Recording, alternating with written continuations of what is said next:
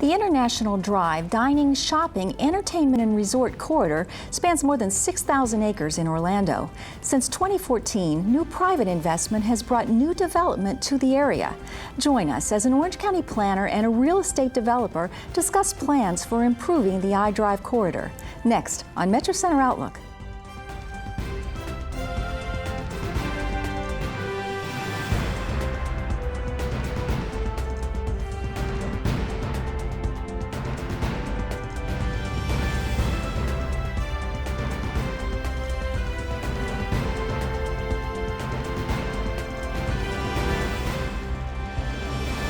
Hello, I'm Diane Trees. Our first guest is Alberto Vargas, manager of the Orange County Planning Division.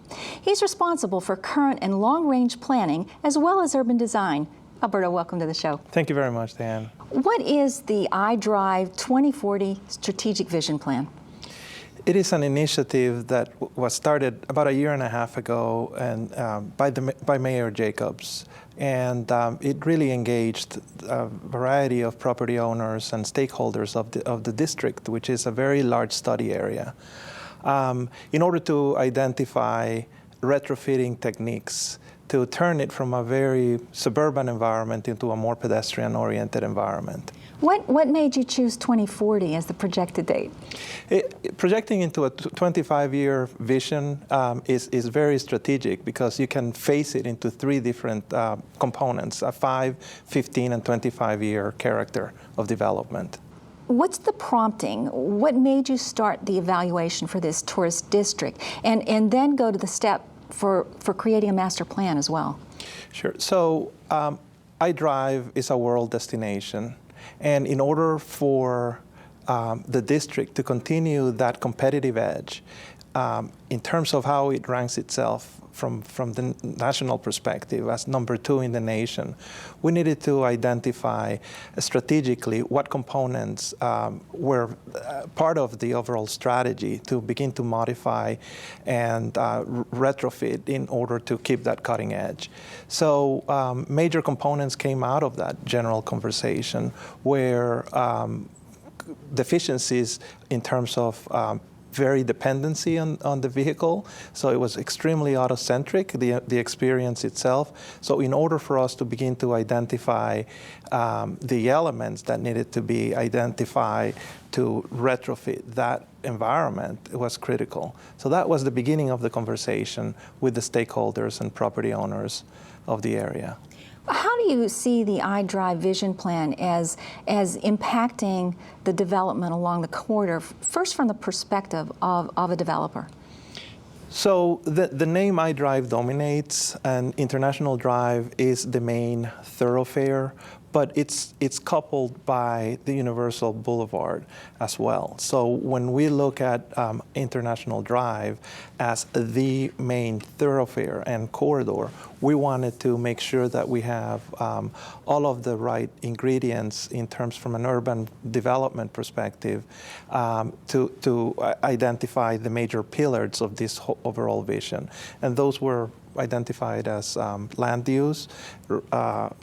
Some components were related to mobility, and the code itself was the one extremely important component because it is the regulatory aspect of it. It has to implement everything that is related to the vision. So that's the focus of the plan, those areas then? Those are the focus of the plan, correct. How does this development then, what does this mean for the perspective of the tourist that comes in? Or what will be there? What will be there is extremely important because from a land use perspective, we started the conversation as to what needs to happen so that we move away from the one-size-fits-all experience of infill and redevelopment. What happens right now is that we have a code in Orange County that tends to be dominated by land uses. So you separate uses.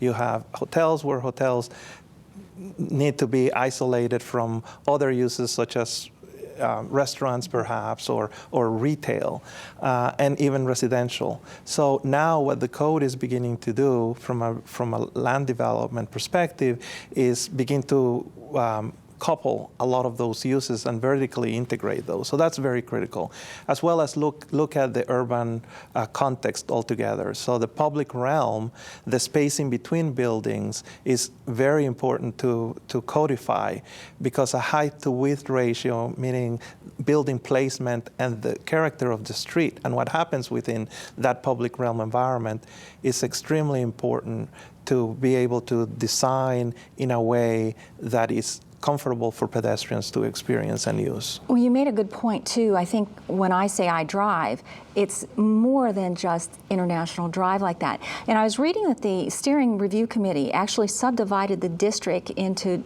different sections. Did they do that because of the need for coding? Partly, that is correct. The study area is extremely large. It's about 4,000 acres in area. So that means that if you take a very small central business district, similar to Winter Park, for example, that downtown Winter Park, the study area relates itself as multiplying that central business district by 10. Each one of the sub-districts that you mentioned became about a 400 to 700 acre area. So those are still extremely large. The general intent to subdivide the study area into 7 sub-districts was because the study area is very diverse and has unique environments within itself. So in order for us to codify the infill and redevelopment into 3 major phases for the next 25 years, each one of those areas needed to be treated uniquely and to celebrate each one of those unique environments. It's hard to transition from a plan to the action stages, and that's even when the plan is an excellent one. The Steering Review Committee, have they recommended any implementation strategies, any tools that you could possibly move forward with? Absolutely. So back in November 3rd of last year, we went in front of the Board of County Commissioners with very specific set of recommendations that identified the overall structure of the vision, what the general goals and objectives are, which is basically a general approach towards creating a renaissance for iDrive, this great, incredible, thriving urban environment that goes just beyond specific experiences, but collectively begins to integrate that as a world destination, really. And within that, specific hierarchical components into a 5, 15, and 25-year phasing plan. And a lot of those are infrastructure in terms of sidewalks and cycle tracks, to have, again, bicycle paths and cultural corridors, if you would, where you're able to be more in sync with the history of iDrive by many different aspects as you're transversing some of these pedestrian corridors, as well as the cycle tracks. So we're talking about transit, we're talking about bicycle components, we're talking about wider sidewalks, we're talking about building placement that is critical in order to create those pockets of environments that are much more urban than what they are right now. You're talking about a huge plan here, and to make this work, reality is incremental steps. So how do you see this in the next 5 to 10 years for this area? You mentioned the pedestrian bridge. Any other thoughts of what we can expect in the next 10 years? Well, quite a bit. I think transit is a game changer for the area. And transit, meaning a higher advanced technology in terms of premium transit, which is non-existent right now in Central Florida, becomes very much of a game changer, and that has been a topic of conversation. If there is a direct connection between the Orlando International Airport to the district, in a 10-minute headway in terms of being able to capture a train that will connect you to the Orlando International Airport and to the district, and then a circulator that connects all of those sub-districts that we have discussed, becomes an extremely Wonderful. different type of planning processes, because then it becomes a transit-oriented development structure that creates even higher densities and intensities within the transit stop areas. Lots to look forward to. Thank you so much. Oh, you're very welcome. When we return, we'll continue our discussion with a real estate developer who has big plans for the iDrive corridor. Stay with us. We'll be right back.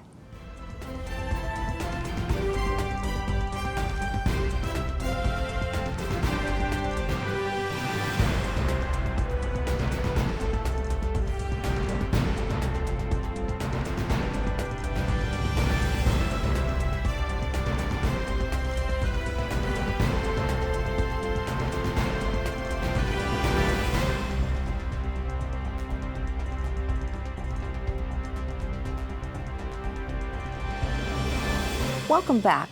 With us now is Joshua Wallach. He owns Mango's Tropical Cafe and is developing the multi-million-dollar Skyplex project. Joshua, welcome to the show. Thank you very much. Nice to be here.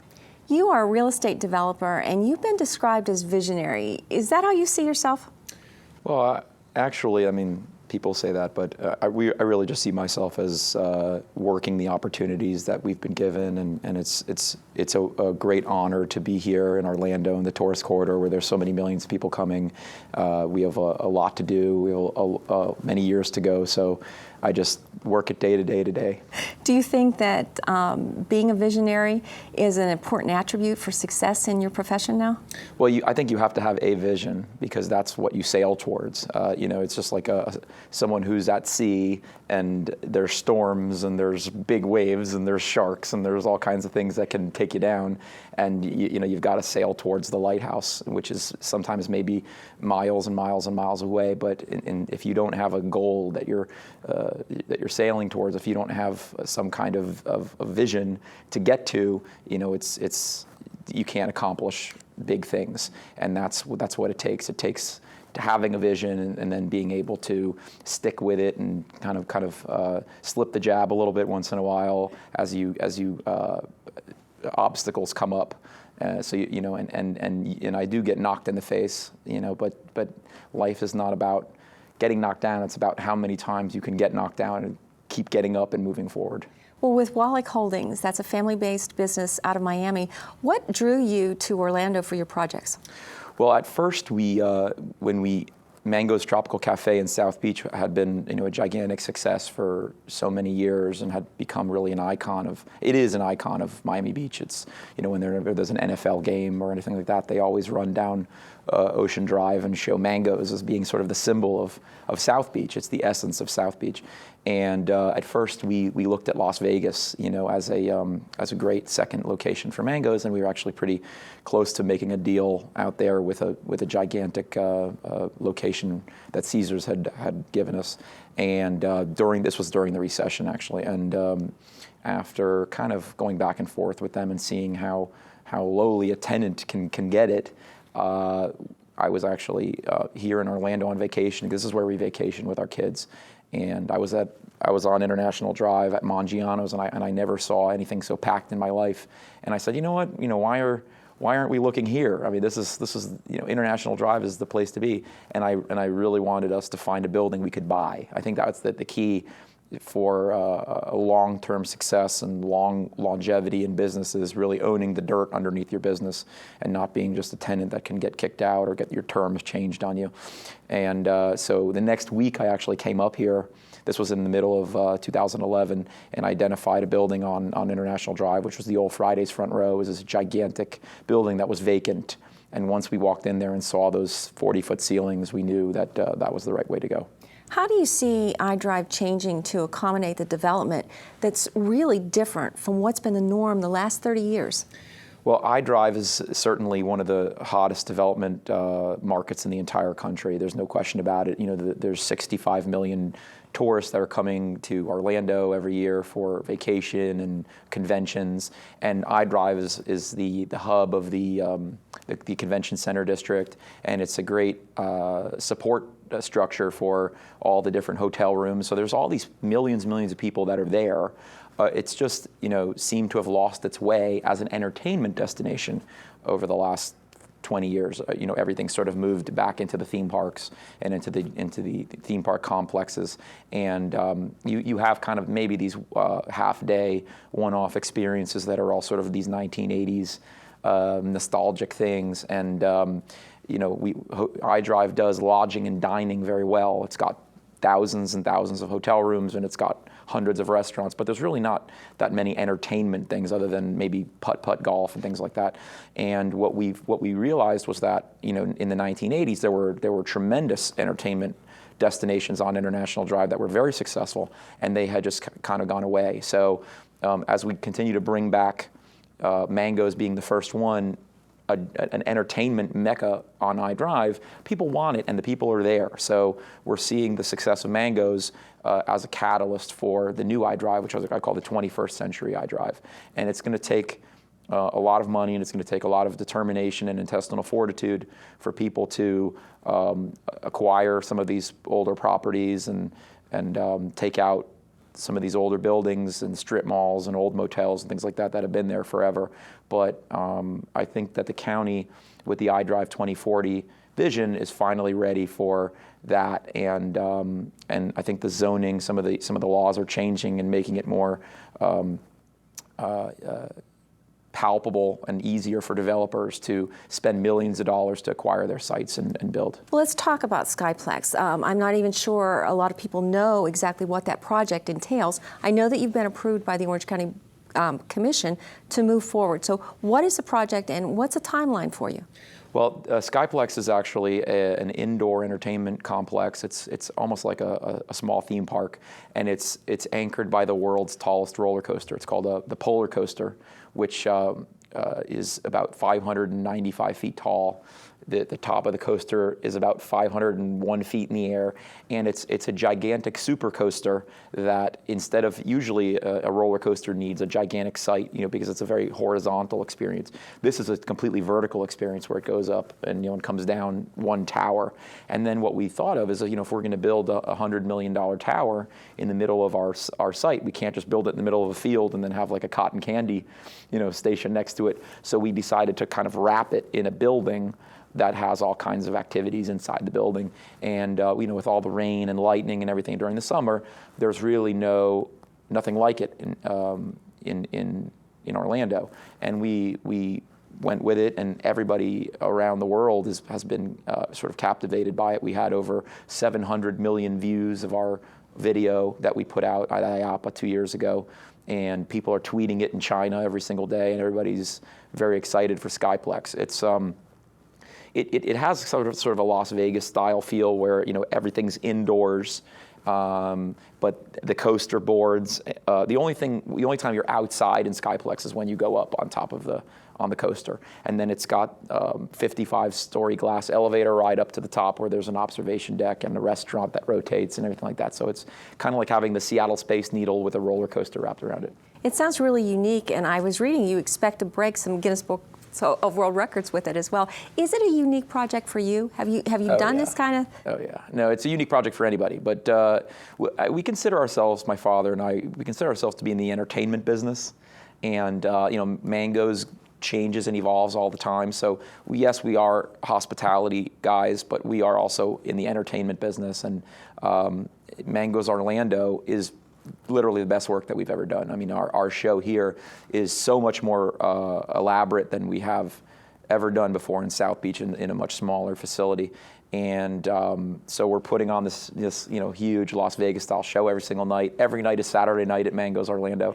And at Skyplex, we're talking about a $500 million project, and it's going to revolutionize North iDrive.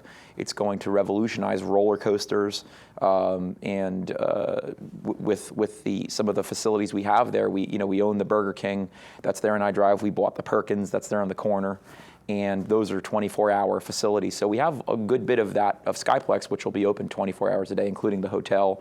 So we may even have a portion of that facility open 24/7. Who are you targeting for the audience? Is it the people that are already taking part in things down in iDrive? What segments are you looking? Is there a new audience that you want to see come over? Well, I think really bringing iDrive back to its heyday and giving it a brand new heyday. I don't think it's ever going to have a heyday like we're about to bring to it. We just had Unicorp open up the first phase of their 77-acre redo, which is the Orlando Eye Ferris wheel with Madame Tussauds and Sea Life Aquarium. They're opening all these new venues at iDrive 360. Mango's just opened. We're now building our new parking garage at Hollywood Plaza, just approved on Tuesday by the Board of County Commissioners. I actually made the garage larger because once Mango's open, we saw that we need to park 1,000 cars on Saturday nights, and parking's always been a challenge on iDrive. So we're really doing the best we can to accommodate all the people that want to come to hang out and party at Mango's. So we're building this garage bigger than we had originally anticipated, and we're doing an incredible restaurant on the top of the parking garage, which is about 150 feet in the air and has beautiful, it's a lease. We're bringing in an incredible operator with an incredibly famous name. We haven't announced who it is, but it's one of the most famous restaurants in America. And so it'll really raise the bar as to the quality of food and fare on International Drive, and really trying to cluster these very interesting, enigmatic attractions around Mango's being the anchor on that side of the street, which is the southwest corner of the four corners of the iDrive Sand Lake intersection. And then on the northeast corner, of course, is Skyplex. McDonald's just finished their brand new world's largest McDonald's on the corner. And then, of course, Unicorp finished their 77 acres. So you've got at least $1 billion of investment that's either gone in or is going in to that area, which the county calls the iDrive Entertainment District. And I think that entertainment district, of which Mango's is a tentpole of and the Wheel is a tentpole of, will be able to help us peel conventions out of Las Vegas and Chicago, which are our main competitors for citywide conventions. Josh, what is your vision for iDrive in the next 5 to 10 years? The vision for iDrive in the next 5 to 10 years is to get these facilities built, to get the pedestrian bridge erected on the intersection of iDrive and Sand Lake, widen the sidewalks. For instance, in front of our parking garage, we've set it back and created a 40-foot promenade in front between the building and the cars, because we want to create and celebrate the pedestrian experience on iDrive. Right now, the pedestrians are walking on 5-foot sidewalks. Cars are whizzing by, and it's a vehicle-dominated area. So in order to, that's the suburban urban plan, that came about during the Disney boom of the 70s and 80s, where you have the IHOPs and the Denny's and the Perkins and things like that, and people kind of tend to just drive there, eat breakfast, and then drive to Disney World. And what's happening is that as more and more people pile into iDrive, you just have this gridlock traffic and nowhere to walk, and people waiting to cross these 8-lane crosswalks at grade, which is very dangerous, especially with children. And the vision is get out of that suburban urban plan and go to more of an urbanized urban plan, like some of the great cities around the world, where the pedestrians are the key and vehicles are sort of secondary, and people can walk unfettered across the streets over the top of the street on a pedestrian bridge. And the more walkable a city is, the more money that it makes. You got to get people out of the cars. You can't have these people circling and looking for a place to go and looking for a place to park, because all you have is more traffic and you have less people on the street spending money. It sounds like the complete streets aspect of the healthy community building fits perfectly into what you're describing with the vision for iDrive. Best wishes to you. Thank you very much. Thank you very much. Great to be here. That's our show for today. Join us next week when we again explore issues important to Central Florida. Thanks for watching. I'm Diane Trees.